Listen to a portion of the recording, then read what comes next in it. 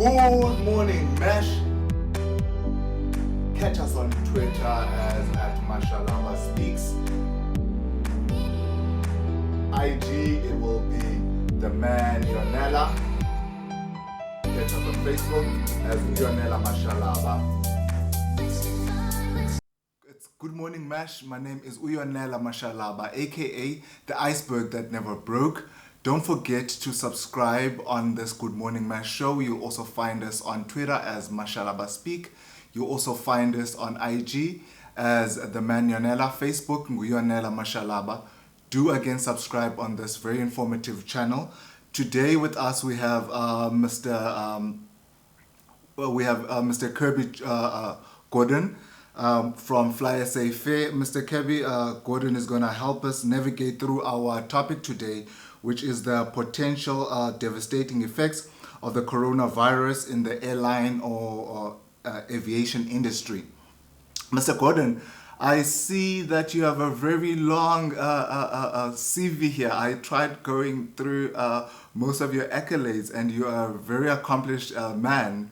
And it took me a very long time actually to get through most of the stuff that you have accomplished. Can you just take us through what it means to be an executive chief marketing officer of a airline, a company such as FlySaFair?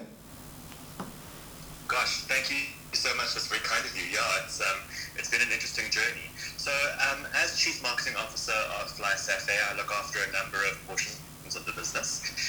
Specifically, obviously, as the title might imply, it's a lot to do with the marketing and the promotions, the general customer acquisition. But we also look after sections that relate to our distribution more broadly. So, our relationships with travel agencies and other distribution partners. I run the FlySaFair call center and manage the customer experience portion of the business. And then also I manage our relationships with what we call our third-party ancillary revenue partners. So those are partners that we sell additional products over and above the flight services with. So for example, things like insurance or car rental, etc. That's interesting. I don't think most of us actually knew that an aviation company or airline company would be also involved in things like car hiring, etc. But I also see that you have a great interest on digital marketing. Can you take me through that? Yeah, sure, absolutely. Well, I mean, I think what an aviation company is, obviously we have a lot of specialist skills when it comes to actually flying, operating and maintaining aircraft, which is actually a very big part of the business. But the other very big part of our business is that, of course, we're an e-commerce entity. So we sell a lot of our tickets, in fact, the vast majority of them online. And if not online through our own channels, then online through partner channels as well. So that means that a lot of the marketing work that we do is in the digital space and needs to be driven by strong efficiency metrics. Airlines are renowned for having particularly thin margins. Michael O'Leary, the CEO of Ryanair, who's quite a controversial character, quite famously took to a stage once with a cup of takeaway coffee and said, "This is all I make off of an airline seat, and it's about right." So we have to really squeeze every tea bag twice and make sure that we do the most efficient things that we can. And digital media is a fantastic medium through which to do that, because not only is it very much part of our lives at the moment and a great way to access people, but it's also something that you can really optimize and specialize to ensure that you're getting your best possible return on investment. So it's a big part of our business.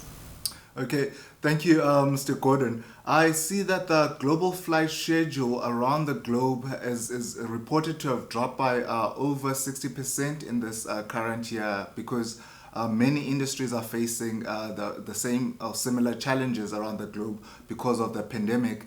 And obviously the aviation industry has not been absolved from those type of challenges and potential catastrophe. Hence, I thought this meeting would be very interesting for you to share some insight in terms of what is happening in the business of aviation or the airline industry. I would like to ask you, on average, what would you say were the number of planes that was flying in the South African skies in the period of 2019? And what would that be in comparison to today? Sure. Okay. Well, I mean, right now on the domestic market as it stands, there's really nothing scheduled operations. So the answer to that one is quite easy. It's been zero since just before lockdown began. To give you, it's quite tough to give you a sense in terms of the volumes of what there was beforehand, because we talk about number of planes, but obviously planes are different sizes and they can fly with different frequencies. But to give you a sense, we operate aircraft that have about 189 seats on them, and we were operating about 84 flights a day on those aircraft, and we represented at the time about 24% of the seats on the South African market. So that gives you a rough calculation then as to what you're looking at in terms of those numbers, bearing in mind that now, of course, that's completely zero. So that number is what we would be about 16,000 odd seats a day, and if I say that was about a quarter of the market, you would probably be looking at about 64,000 seats that would be operated every day on the South African domestic market. Okay. Under normal circumstances. Okay. That then definitely does have an impact, obviously, on the business side of things. And I've also come to an understanding that the airline industry has not been getting much assistance from the government in terms of the different subsidies that are being given out to assist distressed companies. We also experience SAA being sent into business rescue. ComAir has again also taken that route. Obviously, the two companies have been taken to business rescue for a variety of reasons. SAA and XA Express being insolvent, and ComAir experiencing financial distresses. How has that impacted FlySaFair? Well, I mean, absolutely. Look, around the world, aviation has been really devastated by the results of COVID-19. We're all pretty much either at zero operations, or some of the international carriers at very slim operations. And unfortunately, what happens is that your cost bases don't go away. So you're stuck in a situation where there's zero revenue coming in, but there's still money that has to go out every month, which does put different companies all of the companies into a very precarious position. So it's very tough. I mean, we're not exempt to that by any stretch of the imagination. To give you a sense, it's quite a long journey ahead of us. There's obviously all of the costs that we're incurring while we're grounded now, but then also the reality of what we perceive will likely be quite a slow start again in the beginning. So I did a little bit of sort of napkin math to try and get a sense of, to try and give the media a sense of what that means. And effectively, for every month that an aircraft sits on the ground, we forego 7 months in profit. So that's 1 month while it's actually standing, and then an additional 6 where we need to be operating that aircraft nice and profitably just to pay off the leases for the month while it was standing on the ground. And as I say, I express that per aircraft, because if this lockdown were to last for, let's pull a random figure out of the air, if this were to last for 3 months, it's not to say that after 3 months we would have all our aircraft flying again. It's quite unlikely. We would start off with a small portion of the fleet and gradually build up. So this recovery ahead of us is going to be a really, really long one. And so it's no surprise that the industry has ended up the way it has. And as you rightly mentioned, so many major aviation companies in South Africa ending up either in provisional liquidation, under business rescue processes, or sadly, and this is probably reported on less, having to embark upon 189 retrenchment processes at the very least. So it's a very, very tough time in aviation. And it bears consideration actually in the larger travel industry. We're seeing similar types of trends in some of the major travel management companies and travel agencies. So, we're not necessarily alone in this regard. And state support is something that we are lobbying for very strongly, because we strongly believe that aviation is an economic enabler. And so an investment in aviation to make sure that you've got a strong aviation sector is an investment in the recovery of the South African economy. And that's not just the tourist economy, that's the economy at large. So as an enabler, we believe that the state would do very well to support us. We're not looking to become rich men out of state subsidies. We just merely need to make sure that we survive and can continue to serve the economy going forward. Okay, wouldn't you say that the airline companies are even more at risk from this virus itself because of the nature of the business? Because I would say this problem is even more peculiar to the airline businesses because the airline business ordinarily works with high level of creditors and debt as a norm. So wouldn't this put an extra burden on that industry? Well, absolutely. I mean, I think there are a number of factors that play into that equation. You're absolutely right in understand, in mentioning that we're an incredibly sort of high turnover but low yield business. So we have a lot of debt that we operate on and a lot that needs to be financed through every ticket sale. So that means two things. It means that there are a lot of costs we can't avoid when we're not flying. And it also means that when we do start flying, there's a lot of work that needs to be done to recover, and that recovery will be quite slow in terms of making back those costs that come forward. But you're also correct in identifying that the very nature of our business is problematic given the COVID-19 pandemic and the challenges inherent to that.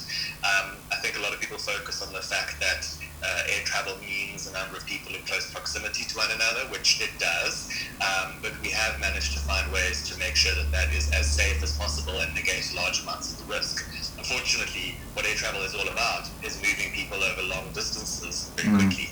And that isn't great when you're trying to fight a virus. So if we think of a South African example, if one province is in a particularly healthy position and another one in perhaps a less healthy position, the idea of people moving quickly by air, and we mentioned how there were 64,000 seats available per day, gives you a sense of how quickly the virus could spread geographically. And so the very nature of what we do is not great in this regard. Another factor that I think is worthy of consideration is that when we see a lot of businesses facing the challenges of COVID-19, what so many of them have done, and remarkably and inspirationally so, is pivot their activities into new things. So, for example, you might see a clothing manufacturer that's now suddenly specializing in making masks or taking advantage of other opportunities that might be out there. Fortunately, our assets are incredibly specialized. There's not a lot of pivoting that we can do with our aircraft. They really only have one purpose, and they're not great to turn into, refrigeration units or anything else. They're there to travel people, and so there's really only one thing you can use them for. And when that thing that we can do with them is not allowed, you're stuck. Yeah, I was actually getting to that in terms of I've seen some sort of innovation from other airlines around the globe in terms of converting their airlines into cargo transportation. Does that help in any way? Does it actually fix the dent in any sort? What's the feedback on that? Unfortunately not. You're right. There are a number of regulations that have been put out by both the manufacturers and promulgated by civil aviation authorities around the world, which allow for operators to move cargo within cabins that are configured for passenger traveling. The problem is that there's just not much of a market in which one can operate on that basis in a competitive way. The first thing is that compared to a full freight configuration aircraft, an aircraft that has a passenger configuration is at a market disadvantage. It's got a lot of weight built into it already that is there to facilitate the movement of people. So you've got the floors, you've got the seats, you've got the bulkheads, etc. So already as it stands, you can take a lesser load and you can fly it less efficiently because of that weight that's in place.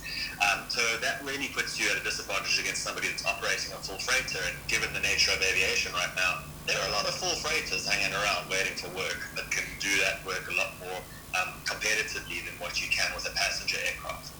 Similarly, we're in a slightly interesting sort of geographical position as well, because given that South Africa is right down here at the tip of Africa, and we fly, domestically, we use a type of jet that's called a Boeing 737. We've got a 737-400 and 737-800. Now, when one considers the range and the limitations on those aircraft, we can't necessarily cover the distances in order to move freight where the demand exactly exists, not without doing several hops. And when you compare that to a freight-configured long-range aircraft, like, for example, a 777, they can operate those types of loads far more efficiently than what we can with our aircraft. So, yes, there are very limited opportunities to pivot in that regard, but unfortunately, very few of them are viable, especially given the competitive scenario right now. As I say, with so many aircraft sitting on the ground, casting expensive shadows and looking for work,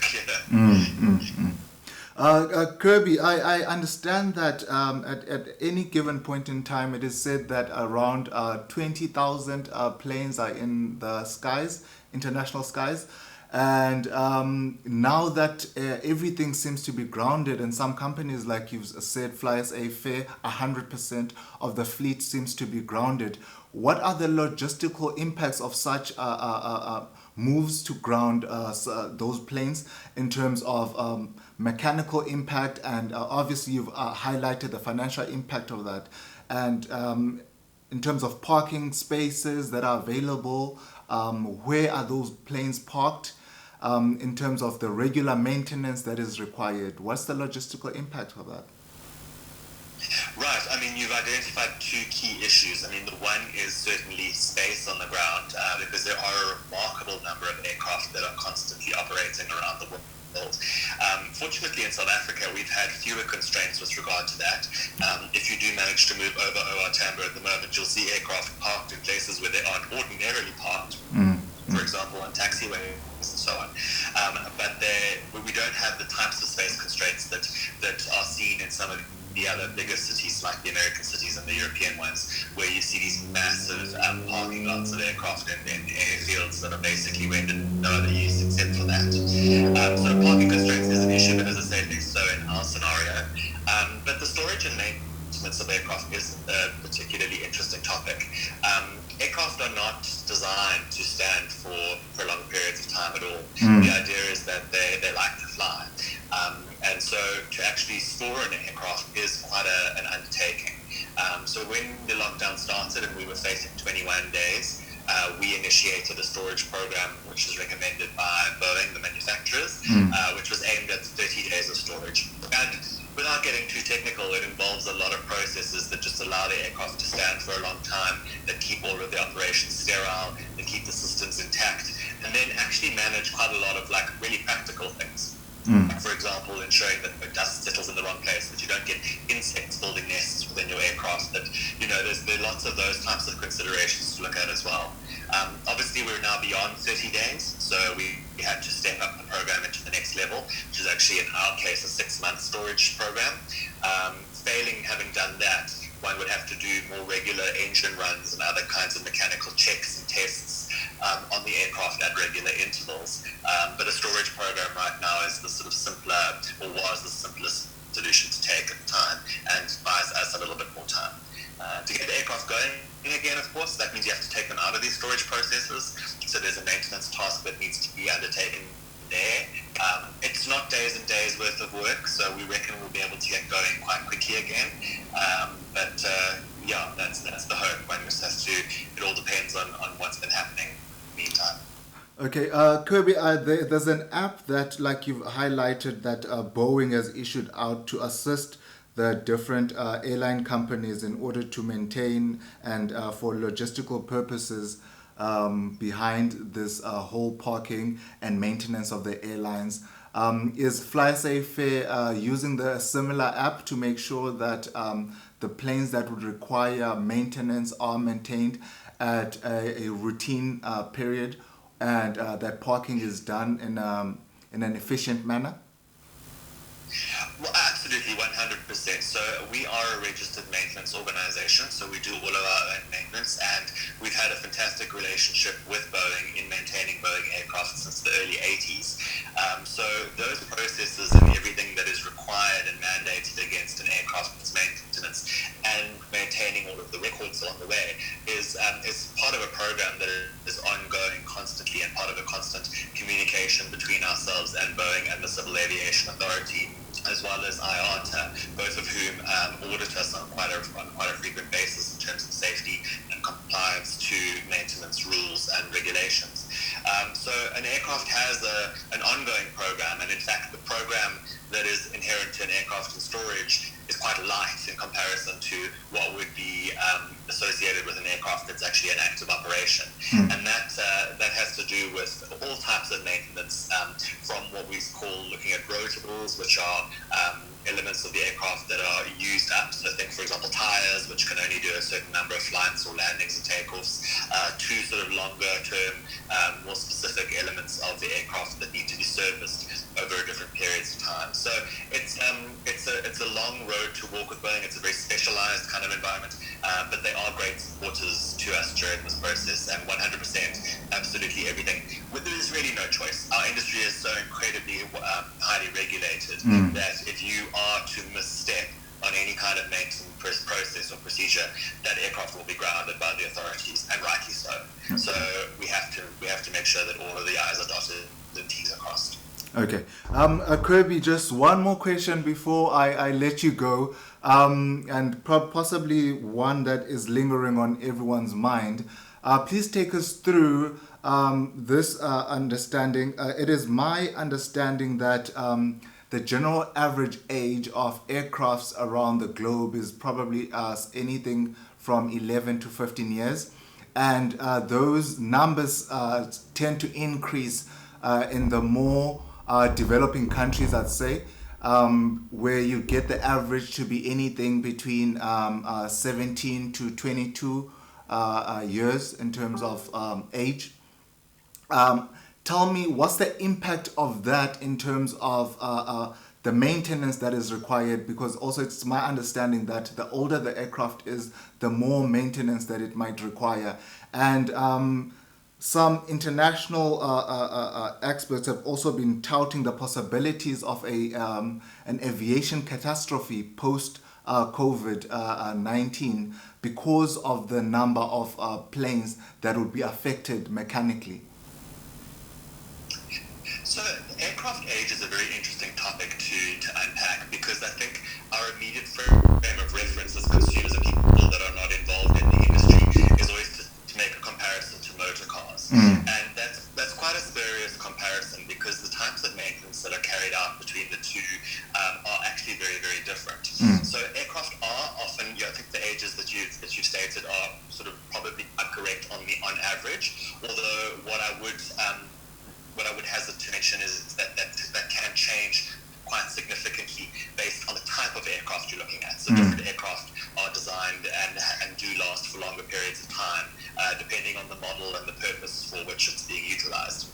What differs between an aircraft and a car, perhaps, is that maintenance schedule that we were talking about. So, for example, on the Boeing 737s that we operate, you have what we call specific checks. So you have a C check and an A check, which have to be done on regular intervals dependent on what we call cycles, so the number of takeoffs and landings, as well as flying hours, and then, of course, there's a time component to that as well. And in those checks, it's quite different to the normal kind of servicing that you would have on a motor car. An A check is a sort of lighter service, and a C check is a heavier service. And when you go and look at a C check, it's remarkable to watch, because that aircraft is literally stripped apart to every single little piece and rebuilt from scratch. So it's as though it's a new aircraft when it's done, although perhaps made out of partly used parts. It literally looks like a piece of Lego that's been taken apart and reassembled. And that's what's required along the way. Similarly, aircraft and engines are quite interchangeable. So you'll have an airframe, and then depending on the aircraft type, 2 engines, maybe more. So you might have an airframe, which is often what's referenced in terms of the age, but the engines on that aircraft might be half that age. It really depends on how that works, because they do plug and play across different aircraft quite simply. So there's a lot of complicated math and kind of factors that need to be considered with regard to that. In terms of trends as a result of COVID-19, I think perhaps there might be cause for some concern to say that certain mechanical issues can arise as a result of aircraft standing for long periods of time. And obviously, if there's not sound maintenance intervention in terms of getting those aircraft right, I'm speculating that there might be long-term issues, but I think that's quite unlikely. Older aircraft don't necessarily give more issues than younger ones. In fact, sometimes it can be just the opposite. Something fresh out the box that hasn't been worn in, so to speak, can also give different types of issues of its own nature. So that's not necessarily true, although of course there probably is a trend to show that there would be some sort of smaller part failure along the way as an aircraft gets really toward the end of its years. So that might be something that could possibly be considered. Where, in terms of developing countries versus developed countries and where aircraft are used, again, that's quite difficult to discern. I mean, if we think about some of the classical African airlines. So if you think about Ethiopian Air and Kenyan Air, for example, which I guess we would classify as being very much in developing nations, those fleets are brand new. They've got fantastic, beautiful, out-the-box, shiny aircraft that they operate for the most part. Whereas you might find an American airline might have some much older aircraft. So it really is, I think, more about how you maintain them, but B, also the use case. Younger aircraft are, as a rule, generally more fuel efficient. So they work well where you're flying slightly longer hops, in as much as they can save money from that perspective, because an aircraft burns most of its fuel on the takeoff and then again on the landing. But you see the efficiency during the cruise phase. So where you've got extended cruises is where you really start to feel the benefit of those fuel savings on the new, modern, more efficient engines. So as a kind of rule of thumb, you might be more likely to see efficient deployment of newer aircraft where the flying is longer, as opposed to an example like in South Africa, where our longest domestic flight is about 2 hours, which isn't particularly long in the bigger scheme of things. In those scenarios, the cheaper lease costs of an older aircraft often offset the higher operating costs. So it really depends on the kind of environment that it is. But I think one final comment, just to kind of maybe mention in terms of the trends around fleets around the world as a result of COVID-19. What we are seeing with a number of the big players around the world is most airlines have what we call a fleet renewal program going on, where you're trying to phase out your older aircraft and bring in newer aircraft. And what a number of the big airlines have done is, because of the dramatic impact that COVID-19 has had on their business, they want to try and right-size or shrink their fleets quite fast. And what they're doing in that process, obviously, is just exiting those older aircraft much quicker. As a whole, again, with a broad generalization, you'll probably find that most airlines will actually have newer aircraft after this. Okay, I really hope that the airline industry is able to get that subsidy, because, like you have highlighted, it is a very vital segment of our economy, bringing much needed tourism into our country, and obviously the travel that is required for that tourism to occur. Thank you very much, Mr. Kirby Gordon, for actually accommodating us with this interview. We've actually learned so much in such a short space of time from you. No problem. It was a real pleasure speaking to you guys. Thank you so much. Enjoy the rest of your day. You too. Cheers. Keep on. Stay safe. Okay, thank you. Thank you, viewers. That was Mr. Kirby Jordan, the Chief Marketing Officer of FlySaFair. And yeah, we are out. Thank you so much.